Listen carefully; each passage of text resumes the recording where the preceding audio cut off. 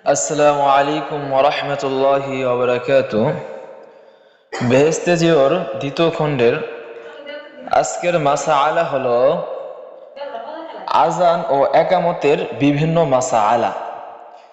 আযান ও একামতের বিভিন্ন মাসআলা। এই মাসআলাগুলোর সম্পর্কে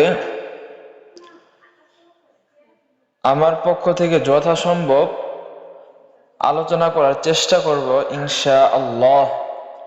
ওয়া মা তাওফীকি ইল্লা বিল্লাহ। এক নম্বর মাসআলা, যদি কেহ আজানের জবাব ভুলবশত কিংবা স্বেচ্ছার সঙ্গে না দিয়া থাকে, যদি কেউ আজানের জবাব ভুলবশত কিংবা স্বেচ্ছায় সঙ্গে না দিয়া থাকে, তবে স্মরণ হইলে কিংবা ইচ্ছা করিলে আজান শেষ হওয়া যাওয়ার পর অনেক সময় চলিয়া না গিয়া থাকিলে জবাব দিতে পারে, নতুবা নহে। 2 নম্বর মাসআলা, একামত বলার পর যদি অনেক সময় চলিয়া যায় অথচ জামাত শুরু না হয়, তবে পুনরায় একামত বলিতে হইবে। কিন্তু অল্প সময় দেরি করিলে কোনো ক্ষতি নাই।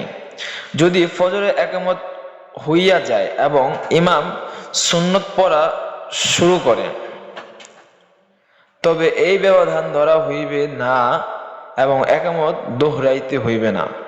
কিন্তু যদি নামাজ ব্যতীত খাওয়া দাওয়া ইত্যাদি অন্য কোনো কাজ করে, তবে তাহাকে বেশি ব্যবধান ধরা হইবে এবং একামত দোহরাইতে হইবে,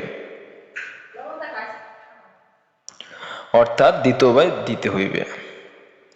3 নম্বর মাসআলা, আজান দিবার সময় আজান পূর্ণ হইবার পূর্বে যদি মুয়াজ্জিন মরিয়া যায় বা বেহুশ হইয়া যায় বা আওয়াজ বন্ধ হইয়া যায় বা এমন ভাবে ভুলিয়া যায় যে নিজেরও মনে না আসে এবং অন্য কেউ বলিয়া না দেয়, বা পেশাব পায়খানা চাপে বা গোসলের হাজতে আজান মাঝখানে ছাড়িয়া দিয়া চলিয়া যায়, তবে এই সব অবস্থায় পুনরায় আজান দেওয়া সুন্নতে মুআক্কাদা।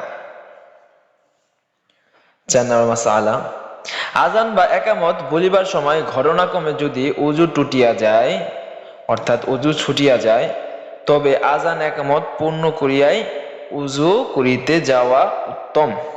5 নম্বর মাসআলা, এক মুয়াজ্জিনের 2 মসজিদে আজান দেওয়া মাকরুহ।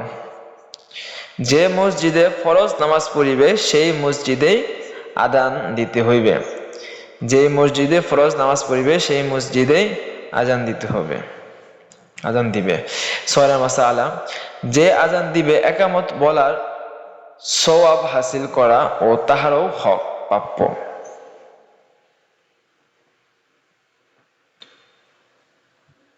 অবশ্য সে যদি উপস্থিত না থাকে বা অন্য কাহাকেও একমত বলার এজাজত দিয়া দেয়, তবে অন্য লোকেও বলিতে পারে। 7 নম্বর মাসআলা, এক মসজিদে এক সময়ে কয়েকজনে মিলিয়া আজান দেওয়াও জায়েজ আছে। 8 নম্বর মাসআলা, একামত যে জায়গায় দাঁড়াইয়া শুরু করিবে সেইখানে শেষ করিবে। 9 নম্বর মাসআলা, আজান বা একামত সহিহ হওয়ার জন্য নিয়ত শর্ত নহে বটে, কিন্তু নিয়ত ব্যতিরেকে সওয়াব পাইবে না। নিয়ত এই দিলে দিলে চিন্তা করিবে যে আমি এই আজান বা একামত শুধু সওয়াবের নিয়তে এবং আল্লাহর সন্তুষ্টি লাভের উদ্দেশ্যে বলিতেছি, এতদ্ব্যতীত আমার অন্য কোনো মকসুদ নাই। মাসআলা, ইমাম এবং মুয়াজ্জিন যদি বেতন বা পারিশ্রমিক না লয়, তবে ইহা অতি উত্তম।